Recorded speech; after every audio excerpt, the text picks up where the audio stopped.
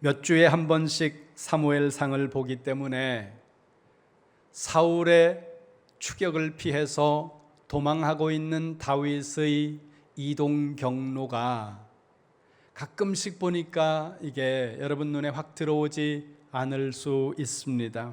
그리고 그 이동하는 동선마다에서 일어나고 있는 사건들이 시간적으로나 또 공간적으로 우리가 정리가 깔끔하게 안 될 수 있다는 거죠. 그래서 사무엘상 23장부터 26장까지에서 다윗이 이동하고 있는 동선과 그 각각의 동선에서 일어나고 있는 사건들을 간략하게 정리하고 오늘 본문으로 들어가겠습니다. 23장에서 다윗은 블레셋의 공격을 받아 위기에 빠진 그일라 사람들을 구원하기 위해 그일라로 들어갑니다. 포위되면 그일라에서 빠져나오지 못하리라는 것을 알면서도 그런 위기 가운데서 그들을 구해줘도 그들은 다윗을 배신하고 사울에게 다윗의 위치를 고자질할 것이라는 사실을 알면서도 다윗은 그일라로 들어갔습니다. 그리고는 추격당하는 다윗이 추격하는 사울의 추격을 피해 십광야로 도망을 쳤다는 거죠. 하지만 도망간 다윗을 잡기 위해 사울은 계속해서 추격을 하는데 마침 블레셋이 이스라엘을 공격함으로 말미암아 또 한 번 다윗은 사울의 추격으로부터 벗어나게 됩니다. 그러다가 다윗이 엔게디 광야 어느 동굴 속에 들어갔는데 그 동굴 안에서 사울을 만났다는 것입니다. 사울이 그 동굴 안에 들어와 있는 것을 본 다윗의 신하들은 다윗에게 건의합니다. 지금이 기회입니다. 지금 이 기회에 다윗 당신을 죽이려고 하는 저 사울 왕을 제거할 수 있는 절호의 기회입니다. 그러나 다윗은 사울의 옷자락만 살짝 빼면서 이렇게 말합니다. 하나님께서 기름 부으신 자에게 내가 손을 댈 수 없다. 그리고는 나중에 그의 옷을 살짝 벤 것도 대단히 마음 아파했다는 거죠. 그러고 있는 사이에 선지자 사무엘이 세상을 떠납니다. 25장에 와서는 마온의 부자 나발이 다윗을 모욕하는 사건이 발생하고 모욕감에 분노하던 다윗은 자기의 병사들을 이끌고 나발의 가문을 멸망시키기 위해 달려가는데 나발의 지혜로웠던 아내 아비가일이 다윗의 걸음을 멈추어 세우고 복수로 분노심으로 불타오르던 다윗을 진정시키는 사건이 나옵니다. 그리고 26장으로 가면 다윗이 하길라 산에 숨었다는 말씀부터 시작합니다. 1절 보겠습니다. 사무엘상 26장 1절입니다. 같이 봅니다. 시작. 10사람이 기브아에 와서 사울에게 말하여 이르되 다윗이 광야 앞 하길라 산에 숨지 아니하였나이까 하매 아멘. 거기 하길라 산이라는 단어가 나오는데 이 단어는 여기서 처음 나오는 게 아니라 이미 그 앞에 있는 24장에서 나오고 있는 장소입니다.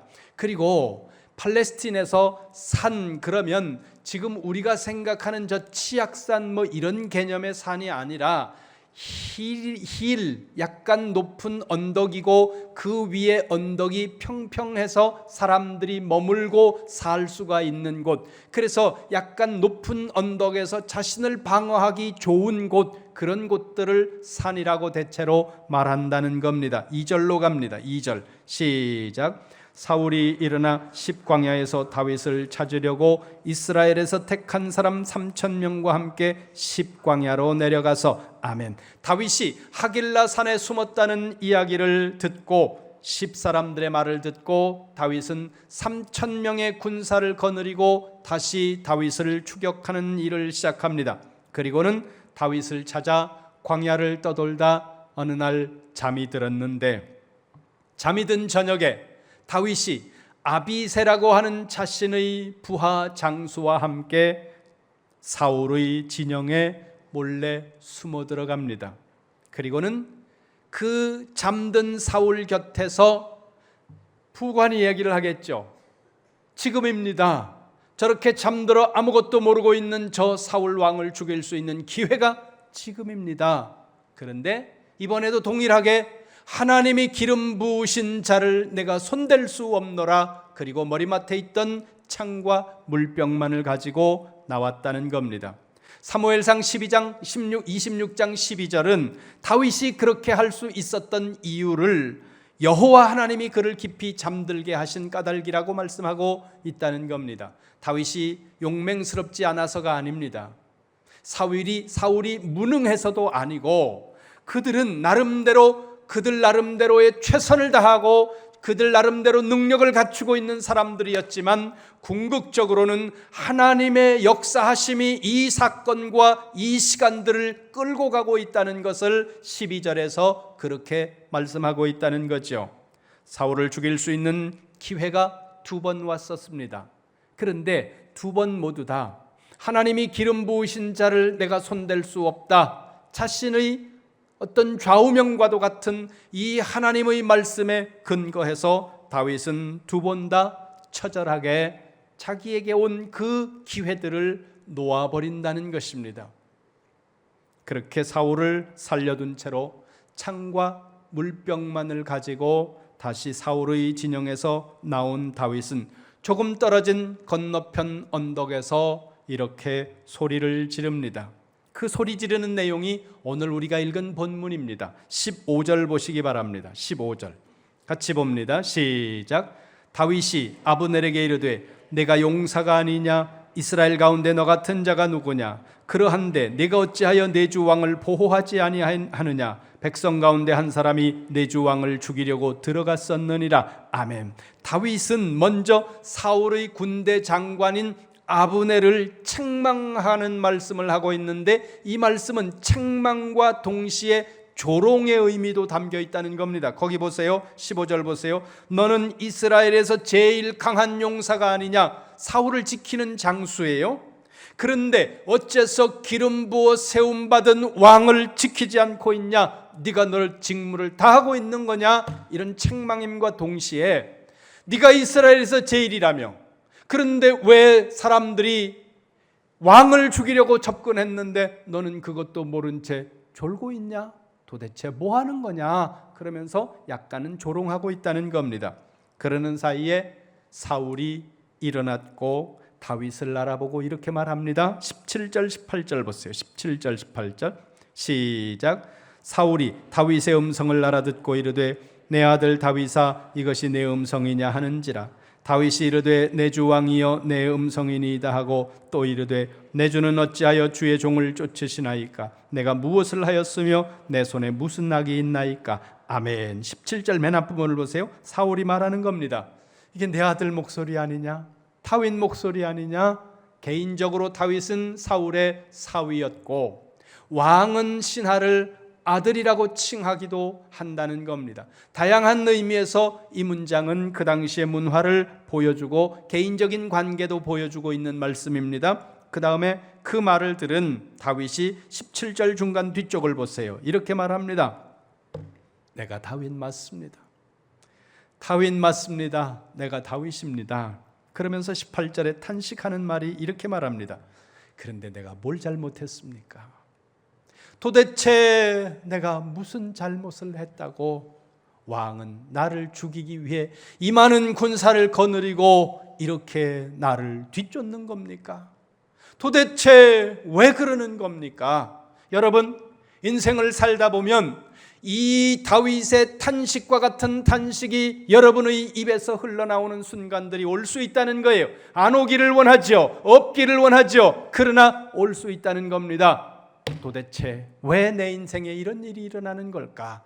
질병 때문에, 실패 때문에, 사람들 때문에 우리는 이런 탄식을 할 수 있다는 거예요. 잘 기억하세요. 예수 믿는 사람도, 하나님이 기뻐하는 사람도 인생에 탄식이 올 수 있다는 거예요. 내가 도대체 뭘 잘못했습니까? 내가 도대체 무슨 죄를 지었습니까? 왜 하나님은 나에게, 왜 상황은 나에게 이와 같은 일들을 허락하는 겁니까? 그런 탄식이 온다는 거죠. 그런데 17절부터 이어지고 있는 말씀의 문맥을 보면 지금 우리 성경은 18절에 나오는 이 탄식이 사울을 향해서 다윗이 탄식하는 것으로 되어 있습니다. 그런데 히브리어 본문으로 보면 사울을 향한 탄식이면서 동시에 하나님을 향해서 탄식하고 있는 내용으로 되어 있다는 겁니다. 19절을 보면 다윗이 탄식하는 탄원의 방향이 조금 더 하나님을 향하고 있다는 것을 알 수 있습니다. 19절 보겠습니다. 19절 같이 봅니다. 시작. 원하건대 내 주 왕은 이제 종의 말을 들으소서. 만일 왕을 충동시켜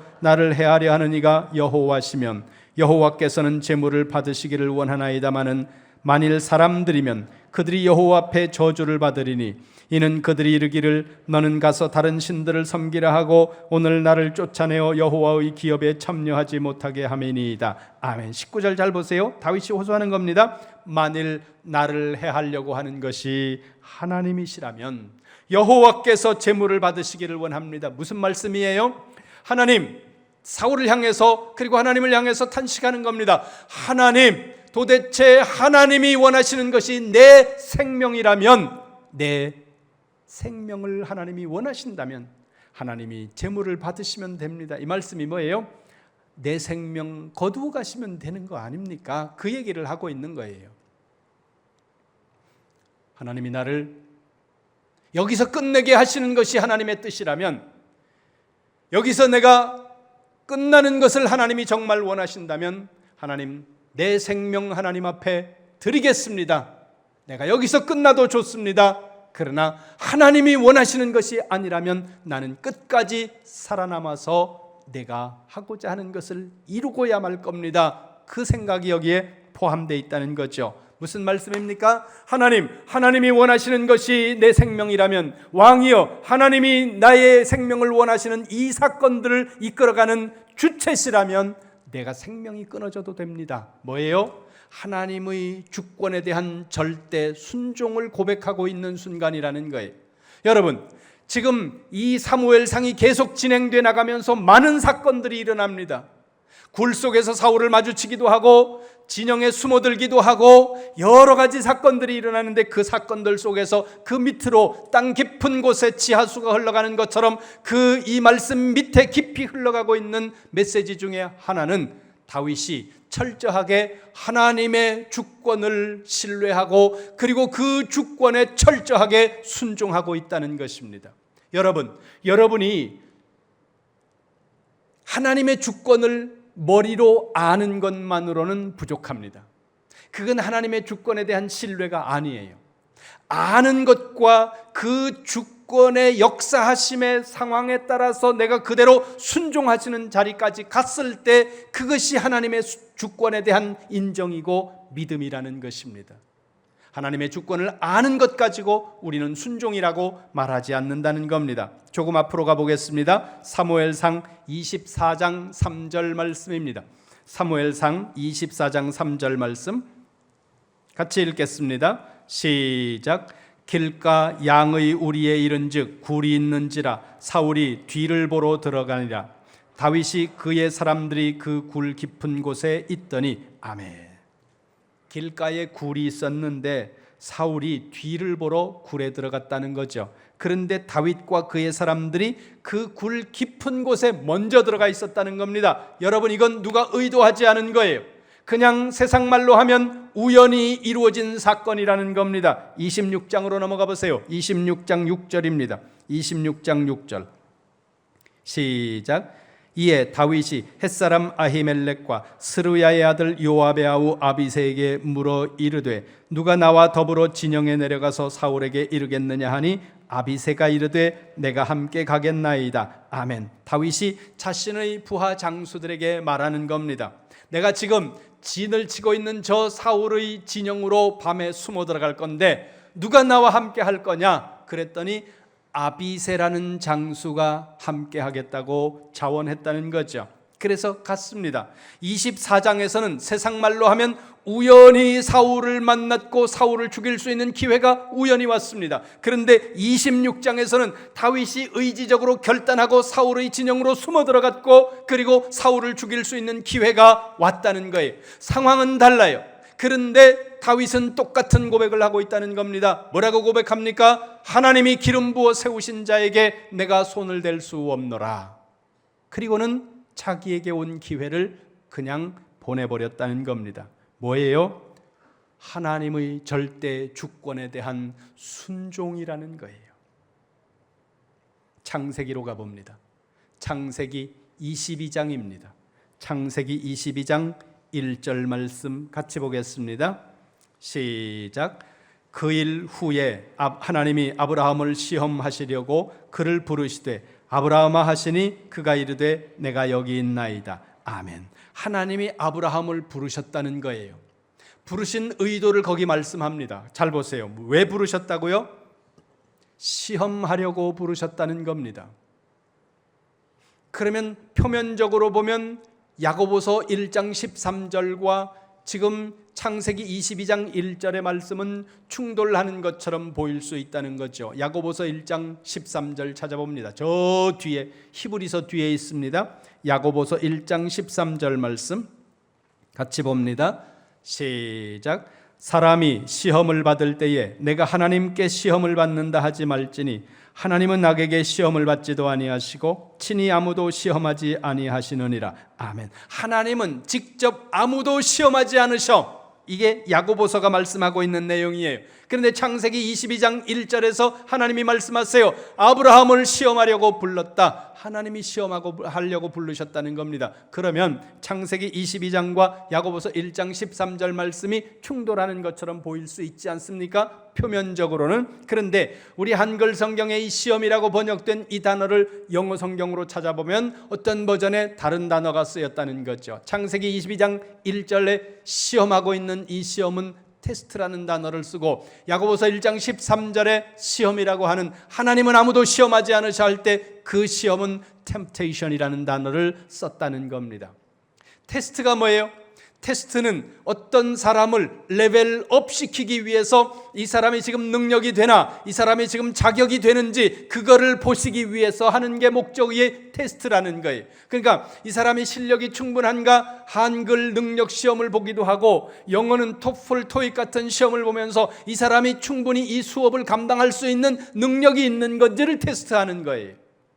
그런데 템프테이션이라고 하는 것은 유혹해서 그를 망가뜨리고 유혹해서 그를 넘어뜨리고 파멸시키기 위해서 만드는 거, 그게 템프테이션이라는 거예요. 하나님은 그렇게 유혹하지 않으신다는 거예요. 우리를 멸망의 골짜기에 집어넣어버리고 하나님은 우리를 파멸의 골짜기로 들어가게 만드시기 위해서 유혹하시는 하나님이 아니라는 거죠.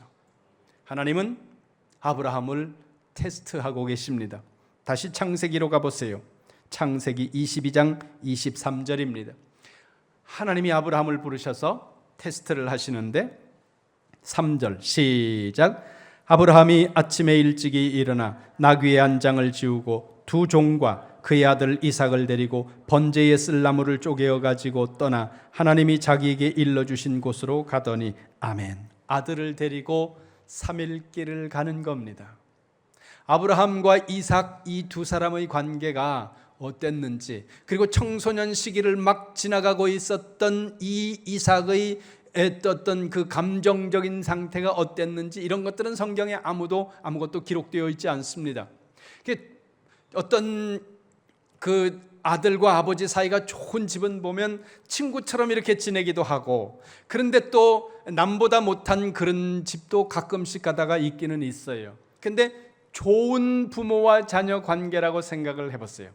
아마 그런 관계였을 겁니다. 왜냐하면 이 이삭이 아버지 아브라함을 대하는 태도를 보면 철저하게 순종하고 있는 그런 모습을 보이거든요. 아들과 함께 여행을 하는 거예요. 적어도 이삭의 관점에서는 여행을 가고 있는 겁니다. 아버지는 아들을 제물로 바치기 위해서 가고 있지만 아들 입장에서는 그렇다는 겁니다. 노래를 흥얼거리기도 하고 아버지 주위를 빙빙글빙글 돌면서 아버지 앞에서 이렇게 가볍게 몸놀림을 했을 거예요. 그런 아들의 모습을 보는 아버지의 마음이 어땠을지 여러분 짐작이 가지 않습니까? 3일째 도착한 곳에서 아브라함은 종들에게 말합니다. 너희들은 여기 서 있어라. 우리 아들 이삭과 내가 이 산에 올라가서 제사하고 그리고 다시 돌아오마. 그리고는 6절입니다. 22장 6절 시작. 아브라함이 이에 번제 나무를 가져다가 그의 아들 이삭에게 지우고 자기는 불과 칼을 들고 두 사람이 동행하더니 아멘. 아들 짐에 불 뗄 수 있는 장작을 지우고 자기 손에는 칼 하나를 들고 횃불 하나를 들고 가는데 아들이 묻는 거예요. 아버지, 하나님 앞에 제사 드리러 가신다면서요. 하나님 앞에 제사 드리려면 제물이 있어야 되지 않습니까? 불도 아버지 손에 있고 나무는 내 등에 있는데 제물은 어디 있습니까? 물으니까 아버지가 뭐라고 얘기해요? 하나님이 준비하실 거야. 하나님이 준비하실 거야. 9절 10절 보세요. 9절 10절 시작.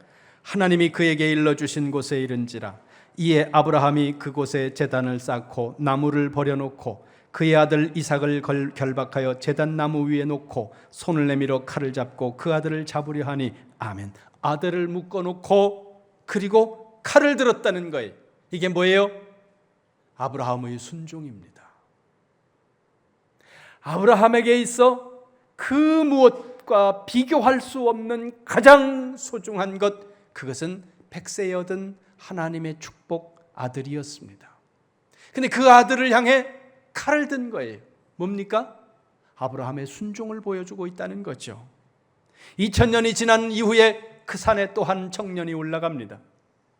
등에 커다란 나무를 지고 밤새 고문당해서 채찍에 맞아서 갈라진 온몸에서 피가 흐르다가 딱지 져서 그 틈새로 피가 흘러내리는 그 지친 몸을 이끌고 커다란 통나무를 어깨에 맨 채 이 골고다를 올라가는 거죠. 그리고는 자기가 메고 올라간 그 나무에 높이 달린 이후에 이렇게 말합니다. 다 이루었다. 다 이루었다. 이 장면을 보면서 사도 바울은 이렇게 선포합니다. 빌립보서 2장 6절 7절 8절입니다. 빌립보서 2장 6절부터 8절 같이 봅니다. 시작. 그는 근본 하나님의 본체시나 하나님과 동등됨을 취할 것으로 여기지 아니하시고 오히려 자기를 비워 종의 형체를 가지사 사람들과 같이 되셨고 사람의 모양으로 나타나사 자기를 낮추시고 죽기까지 복종하셨으니 곧 십자가에 죽으심이라. 아멘. 죽기까지 복종하신 예수 그리스도의 복종. 여러분, 복음 안에는 예수 그리스도의 생명을 던져버린 복종이 들어있다는 거예요. 순종이 들어있다는 겁니다. 이 순종을 통해서 복음이 복음되었다는 거예요. 그 복음을 믿는 오늘 우리는 이 순종을 빼놓고 우리의 삶을 이야기할 수 없다는 거죠. 여러분, 잊지 마시기 바랍니다. 하나님께서는 오늘 저와 여러분이 이 순종의 산으로 올라가기를 원하신다는 사실입니다. 우리 신앙생활의 궁극적인 목표가 무엇이겠습니까? 하나님의 말씀에 순종하고 그 복음의 말씀에 순종해서 살아가는 삶을 하나님이 원하신다는 거예요. 여러분, 우리가 이 땅에 살면서 많은 것을 소유하고 높은 자리에 올라가고 그리고 유명해지고 내가 소망하는 것을 꿈꾸는 그 꿈꾸는 삶, 그 자리에 올라가는 것, 그걸 정죄하자는 얘기가 아니에요. 여러분이 소망하는 바들을 이루세요. 여러분이 꿈꾸는 바들을 이루시기 바랍니다. 여러분이 계획한 그 계획들을 성취하시기 바랍니다. 그러나 그것이 궁극의 목적은 아니라는 거예요. 하나님이 우리에게 기대하시는 것은 우리가 철저한 이 복음의 하나님의 말씀에 순종해서 살아가는 순종의 삶을 원하신다는 거죠.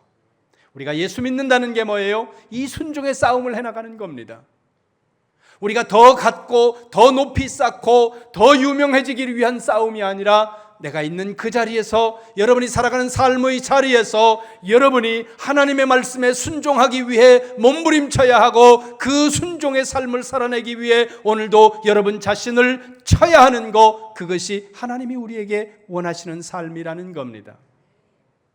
여러분이 그렇게 얼마나 높은 자리에 올라가는지, 얼마나 부자가 되는지 사실 하나님은 그렇게 많은 관심은 없습니다.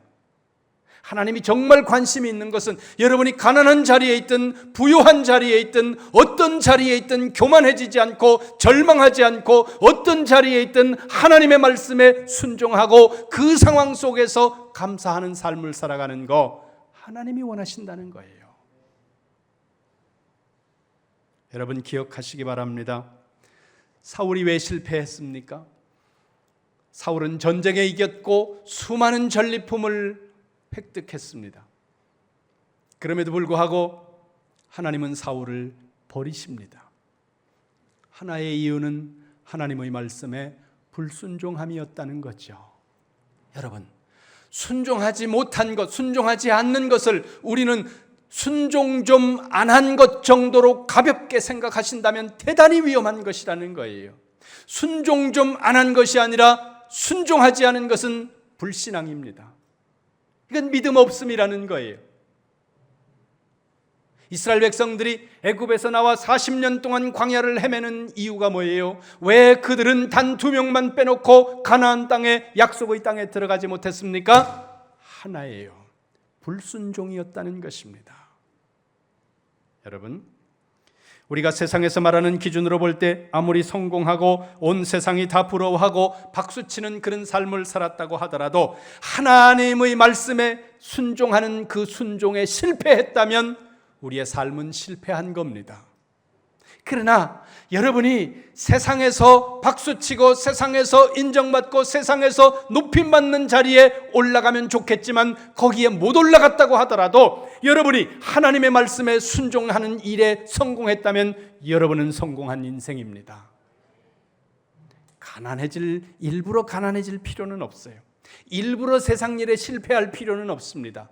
여러분, 세상에서도 잘 되시기 바랍니다. 성공하시기 바랍니다. 그러나 반드시 하나님의 말씀에 순종하는 그 순종의 싸움에서 승리하는 성도가 되시기를 주님의 이름으로 축원합니다. 축원합니다. 여러분 모두 아브라함이 올라갔던 순종의 모리아산, 다윗이 올라갔던 순종의 하길라산, 예수 그리스도께서 올라갔던 순종의 그 골고다 산 올라가시기 바랍니다. 여러분 앞에 어떤 순종의 산이 있습니까? 여러분 어디로 가고 있습니까? 어느 산으로 올라가고 있습니까? 순종의 산으로 올라가시기를 주님의 이름으로 축원합니다.